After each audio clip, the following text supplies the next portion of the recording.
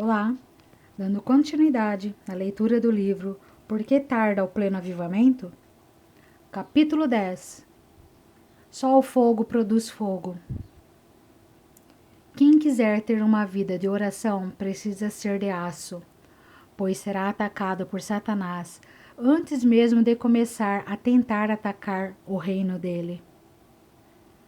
Se ao orar nos limitarmos a apresentar uma lista de pedidos diante do Rei do Universo, estamos nos restringindo à menor de todas as facetas dessa prática tão complexa. Mas, como todos os outros aspectos da vida cristã, ela pode estar em desequilíbrio em nossa vida. Não devemos, por exemplo, substituir o trabalho pela oração. Assim como esta não pode ser substituída pelo trabalho. Em sua obra The Weapon of Prayer, a oração como arma, ainda pouco conhecida, E.M. Bondes diz o seguinte: é melhor negligenciar o trabalho do que a oração. E afirma também: os mais eficientes agentes na disseminação do conhecimento de Deus na terra, na realização de sua obra e na resistência às avassaladoras ondas do inferno foram os líderes que oraram. Deus depende desses homens, usa-os e os abençoa. Não há dúvida de que seu avivamento tarda é porque a oração está sendo negligenciada. Nada atemoriza mais Satanás e o inferno do que o crente que ora. Os missionários que conheciam Henry Martyn invejavam sua espiritualidade. Um deles disse o seguinte a respeito de Martyn: se eu pudesse ter a mesma perfeição que ele, sua profunda espiritualidade, sua diligência, sua superioridade em relação ao mundo, seu amor pelas almas perdidas, sua preocupação em aproveitar todas as chances que lhe surgissem de ser uma bênção para alguém, seu conhecimento de Cristo e das coisas do céu. É esse o segredo do grandioso impacto que causou na Índia. E o próprio Martyn disse o seguinte: os valores da sabedoria me parecem cada vez mais agradáveis e lógicos, enquanto o mundo se torna mais e mais insípido e desprezível. E ainda, o que mais lamento é minha falta de poder e fervor na oração em secreto, principalmente quando intercedo pelos incrédulos. Meu fervor espiritual não aumenta na mesma proporção em que cresce meu conhecimento. Será que alguém aí pode atirar em Henry Martyn a primeira pedra? Não é verdade que todos nós podemos dizer que nos falta ardor na intercessão? Pela sua própria natureza, o fogo só é produzido por fogo se houver perto dele uma substância combustível. O fogo só propagará o mesmo elemento fogo. Vede como uma fagulha põe em brasas tão grande selva. Uma chamada de fogo nunca poderá produzir gelo. Assim também o diabo nunca produzirá homens santos. Pastores que não oram nunca poderão reproduzir guerreiros da intercessão. E, no entanto, uma fagulha que escape de uma bigorna pode incendiar toda uma cidade. Com uma vela só podem ser acesas 10.000.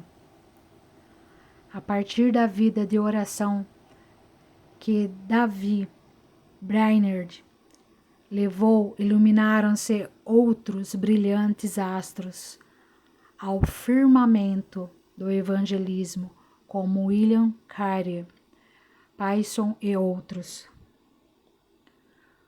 William Carey leu a história de Brainerd e como que um dínamo começou a girar no coração desse jovem, ganhador de almas, levando-o por fim à Índia. E foi na chama da mesma alma que Deus acendeu a vela do coração de Edward Payson, através da leitura do diário do missionário entre os índios, que na ocasião sofria dores fortíssimas e se vestia de roupas de couro. Payson, então com 20 anos, recebeu inspiração para dedicar-se à oração e o fez de tal forma que quase eclipsou o testemunho do próprio Brainerd. E para citar mais uma alma irmã da de Brainerd, outro destaque na oração, que faleceu com a avançada idade de 29 anos, mencionaremos Robert Murray McCheyne. Esse gigante da oração sentiu-se atraído para a maior de todas as tarefas a que a alma humana pode se dedicar quando leu a respeito de Brainerd. E outro grande homem de Deus que se inspirou na vida de Brainerd foi Jonathan Edwards. Ele testemunhou o avanço da tuberculose a consumir o organismo de Brainerd, enquanto Jerusa, a filha dele e noiva de Brainerd, chorava. Mais tarde, Edwards escreveu: "Dou graças a Deus porque pela sua providência Brainerd morreu em minha casa, pois assim pude ouvir suas orações, presenciar sua dedicação e me sentir edificado pelo exemplo dele." Na mesma época em que David Brainerd estava morrendo, João Wesley se encontrava no ápice de sua carreira espiritual. Ouçamos o que ele disse numa convenção de sua igreja na Inglaterra. Lembramos que já mencionei uma citação do Dr. Sangster numa outra convenção da igreja metodista. Disse Wesley: "O que poderemos fazer para reavivar a obra do Senhor nos locais onde ela está em declínio?"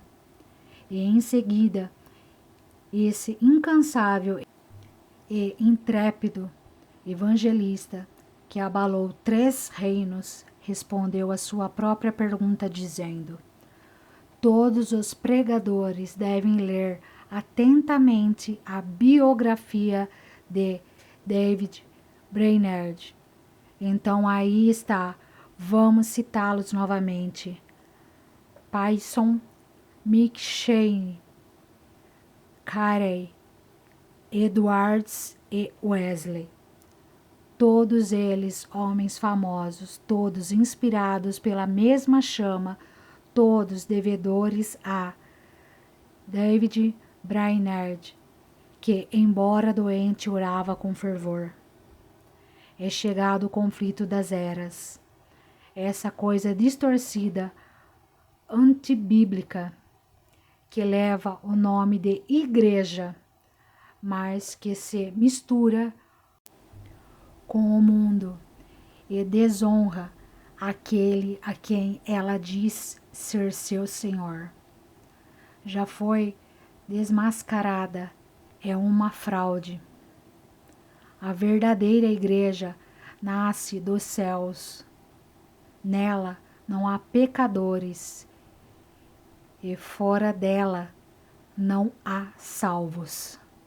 Ninguém pode colocar o nome de outrem em seu rol de membros, nem tampouco pode riscar aquele que lá estiver registrado. Essa igreja, da qual, graças a Deus, ainda existe um remanescente no mundo. Vive, move-se e existe na oração. Orar é o sincero desejo de sua alma. E assim como a primeira bomba atômica lançada no mundo abalou Hiroshima, assim também somente a oração pode sacudir o coração dos homens. Esse paganismo civilizado que vemos por aí, esses templos de ídolos, esses milhões de pecadores hipnotizados pelo pecado, dominados pelo pavor, só poderão voltar-se para Deus se a igreja for movida por Deus e atentar para a condição de perdição em que se encontram. O diabo procura arrancar-nos do aposento da oração, lançando mão de todos os artifícios que conhece, pois ele sabe que pela oração o homem se une a Deus, e essa união perturba e derrota Satanás. E ele está bem ciente disso.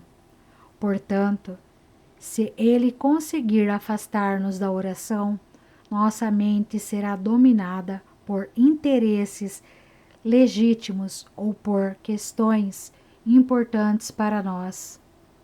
É aí então que precisamos apelar para o nosso principal defensor, o sangue de Cristo. Outra maneira de se resolver o problema da divagação do pensamento é orar em voz alta ou murmurar algumas palavras mesmo em tom baixo. Depois de conseguir domínio sobre Satanás, nosso trunfo seguinte se encontra nas preciosas e muito grandes promessas de Deus. Firmados nelas, achamo-nos pisando numa base de concreto espiritual. Por elas, temos acesso ao céu. Por elas, Deus se compromete a abençoar-nos e mostra-se desejoso de ouvir nossas petições, com as quais o honramos por nossa fé. Por elas, travamos uma batalha espiritual, não com Deus, mas contra os principados e potestades, pois Satanás, como qualquer outro ser, também não gosta de perder. E o tesouro dele são vidas humanas.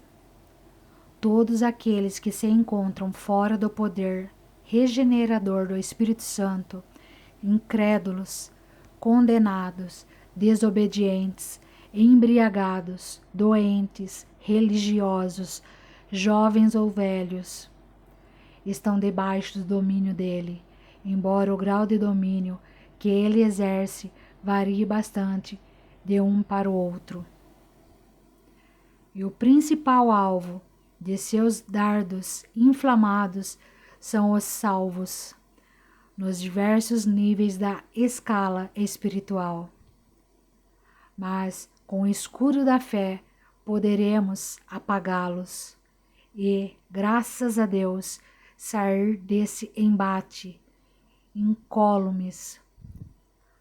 A oração não é nossa arma de defesa. É o escudo da fé que utilizamos para isso.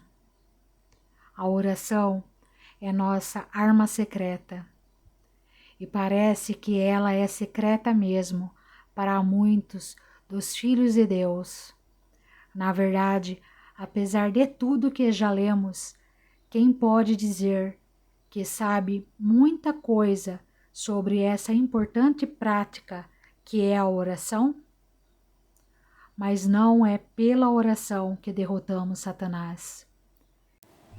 Cristo já o derrotou há 2000 anos.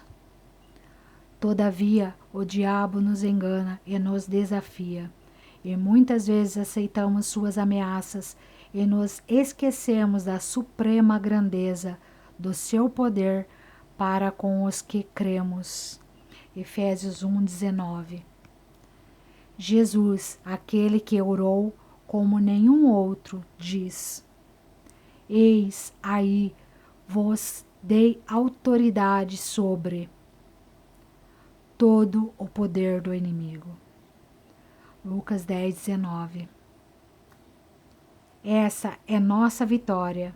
Na oração, a alma é liberada. A verdadeira oração consome muito tempo. Nos primeiros estágios, temos a impressão de que o relógio está se arrastando. Mas depois, quando nos acostumamos mais com essa santa prática, o tempo voa. A oração torna a nossa alma mais sensível. Observe que nunca oramos pelas pessoas de quem falamos mal, e nunca falamos mal daqueles por quem oramos. A intercessão é um poderoso detergente. Estou bem ciente de que o grande purificador da alma é o sangue de Cristo. Mas é quando estamos em oração que, se tivermos algum pecado, ele opera uma purificação eficaz por meio do Espírito. Satanás não se importa se aumentarmos nosso conhecimento da palavra de Deus, desde que não nos dediquemos à oração, o que nos impulsionaria a pôr em prática as instruções que recebemos pela leitura da palavra. De que vale um conhecimento profundo se nosso coração não tem profundidade espiritual?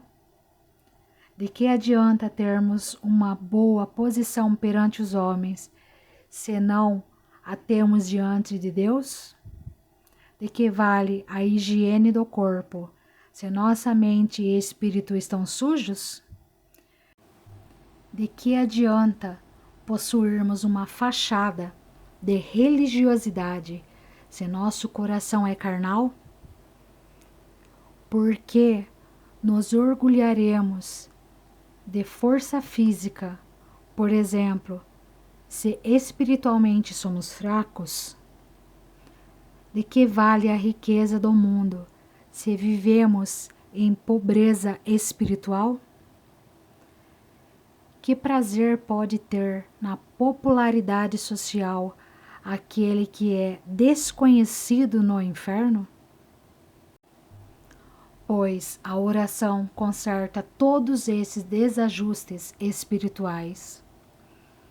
Aquele que não deseja ser envolvido por esse falso conceito de espiritualidade de nossos dias precisa fortalecer-se mediante uma comunhão mais íntima com Deus e adotar uma mentalidade mais calma e mais de acordo com os padrões celestiais. Quem deseja possuir a riqueza espiritual e quer ser ouvido por Deus, certamente experimentará muita solidão e comerá o pão da amargura. Ele pode receber ou não muita oposição social e familiar, mas uma coisa é certa: terá muito conflito interior, buscará o recolhimento, que pode gerar mal-entendidos. E é possível que até os melhores amigos se afastem.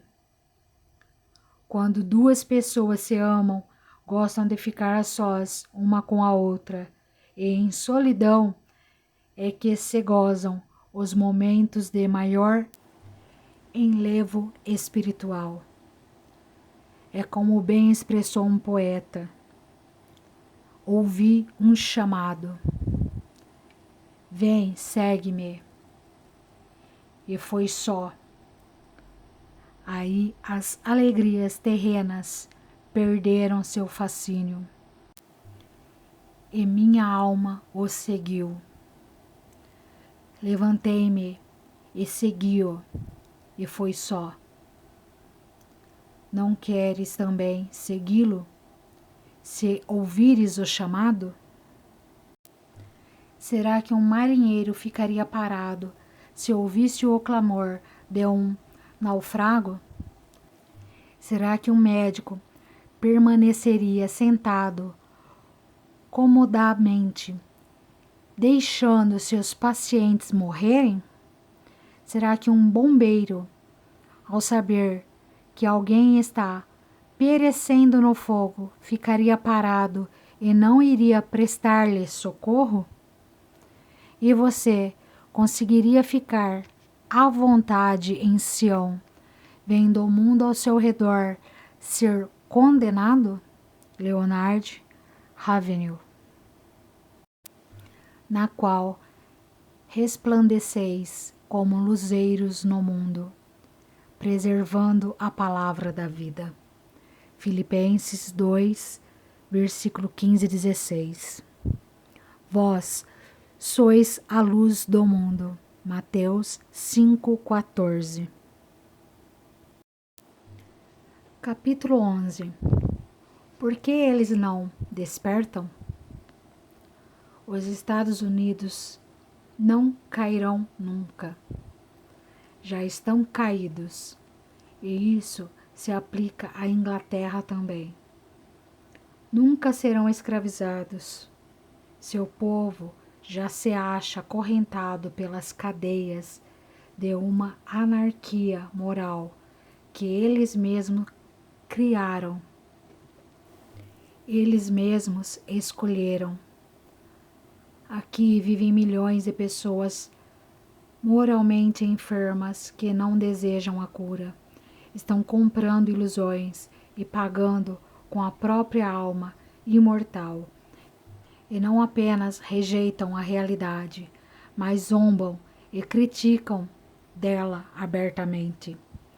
A sociedade está sendo inundada por uma avassaladora maré de transgressão à lei de Deus, de desobediência ao Senhor, de uma iniquidade que destrói a alma humana. Hoje, as massas humanas estão vendendo a alma ao diabo a preços vis e de uma forma até então nunca vista. Já ninguém há que se desperte e te detenha. Que quebranto infernal é esse que os aprisiona? Porque tal fascínio os prende? Quem lhes aplicou essa lavagem cerebral? Por que não despertam e reagem? Parece que o mundo, sob a direção do diabo, deu uma nova injeção de força à carne. Um dos sinais dos últimos dias é que os homens seriam mais amigos dos prazeres que amigos de Deus. Observemos que prazeres está no plural. E onde é que se prepara essa iguaria no inferno? Nas destilarias do mundo. O argumento de que, em alguns casos, os governos das nações subsidiam essas indústrias para que mantenham alta a oferta de empregos é muito fraco. As destilarias são perfeitas creches onde se nutrem assassinos que andam por aí portando armas ou em seus automóveis dirigindo embriagados. Nos tribunais julgam-se o fruto da bebida. O avivamento aniquilaria essa planta mortal pela raiz. O louco carrossel da sensualidade acha-se carregado de milhões e milhões de jovens que aguardam sua iniciação na prática da iniquidade. Quando o erro é apresentado como algo tão agradável, a juventude pecaminosa e libertina não se interessa em praticar o bem. Por uma hora dessa vida maravilhosa, dizem eles, vale muito a pena arriscar. Essa especulação que os teólogos chamam de eternidade. Pensamos por um instante. Pode haver burrice maior ou prática mais animalesca do que um concurso de cerveja? O vencedor é aquele que ainda permanece de pé depois que todos os outros, grunhindo como porcos, já caíram no chão, inconscientes pela bebida. É uma competição praticada não apenas pelo homem das cavernas, mas também pelos novos intelectuais que se acham fisicamente saciados de alma manchada e irremediavelmente entregues à iniquidade. Saturados de luxúria, jogo e bebida, esses indivíduos adultos no corpo, mas moralmente retardados, entoam o lamento de Lord Byron.